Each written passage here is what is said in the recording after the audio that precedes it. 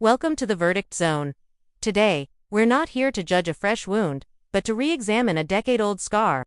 This is The Frozen Moment, a story about a man who, in the bitter throes of a divorce, faced a crisis with his ex-wife and chose principle over compassion, a choice he has questioned for the last 10 years. Our subject was 6 months deep into a hostile divorce, a painful process initiated by his wife's infidelity. The conflict over their shared home was particularly intense.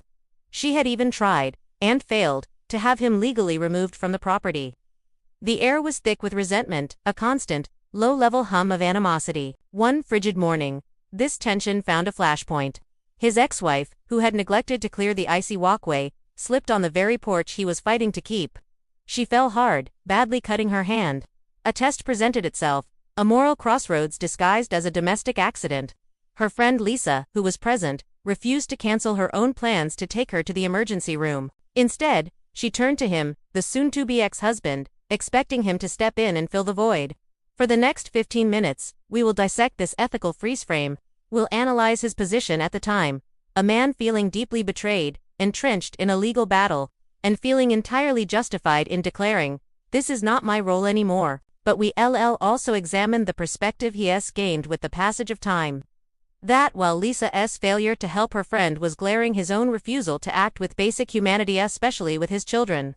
Watching may have upheld a personal boundary at the steep cost of his own character. This wasn't just a simple decision, it was a collision of duties. On one side, there was the duty to himself, the need to set firm boundaries, to protect his emotional well-being, and to preserve his sanity in a high-conflict situation. After months of feeling wronged, standing his ground felt like a necessary act of self-preservation. On the other side was a more fundamental duty to others, the call of basic human decency, the impulse to help someone who is injured, regardless of personal history. And layered on top of that was the implicit duty of a parent, the responsibility to model compassionate behavior for his children, who were witnessing this drama unfold. How do you weigh a broken heart against a bleeding hand? How do you balance legal strategy with fundamental empathy? To help us navigate this complex terrain, we've brought in experts who can shed light on the pressures at play.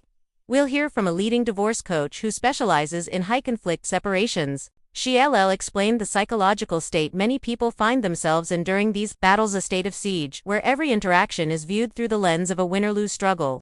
It's a mindset where setting boundaries can feel like the only way to survive, where any act of kindness might be perceived as a weakness to be exploited later. She helped us understand why. In that moment, our subject might have felt that offering help was tantamount to surrendering ground in a war he was determined not to lose.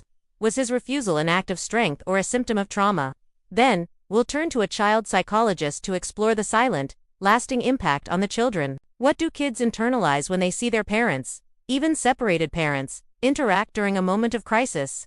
She will explain how these formative experiences can shape a child's understanding of empathy, conflict resolution, and what it means to care for another person, even someone you're angry with. Children are keen observers, and the lessons they learn from their parents' actions or inactions can echo throughout their lives. Did his choice teach them about self-respect and boundaries, or did it teach them that kindness is conditional, something to be withdrawn when someone has wronged you? This is a crucial piece of the puzzle, a consequence that extends far beyond the two adults at the center of the conflict.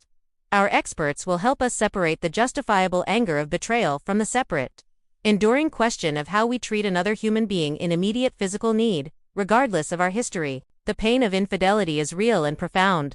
The need to protect oneself in a legal fight is practical. But does an injury suspend the rules of engagement? Does a call for help override a history of hurt? This story isn't about forgiving or forgetting the past. It's about deciding whether our past gives us a license to ignore the present needs of another person, especially when we are the only one available to help. It forces us to ask whether the principles we fight for in a divorce are more important than the principles we live by as human beings. This retrospective judgment forces a timeless question, one that many of us may face in our own lives, in different contexts. In the quest to enforce our boundaries and protect ourselves from those who have wronged us, do we risk drawing the line so tightly that we exile our own capacity for simple, human kindness? We build walls to keep the pain out, but sometimes, those same walls can trap us inside, isolating us from our own better nature. The line between self-protection and cold indifference can be perilously thin. Where do you draw it?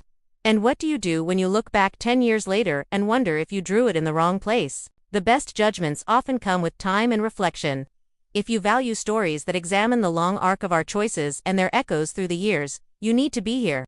Subscribe and hit the notification bell for the Verdict Zone. We provide the forum for verdicts that consider not just the heat of the moment, but the legacy of our actions. Reflect with us. Subscribe now.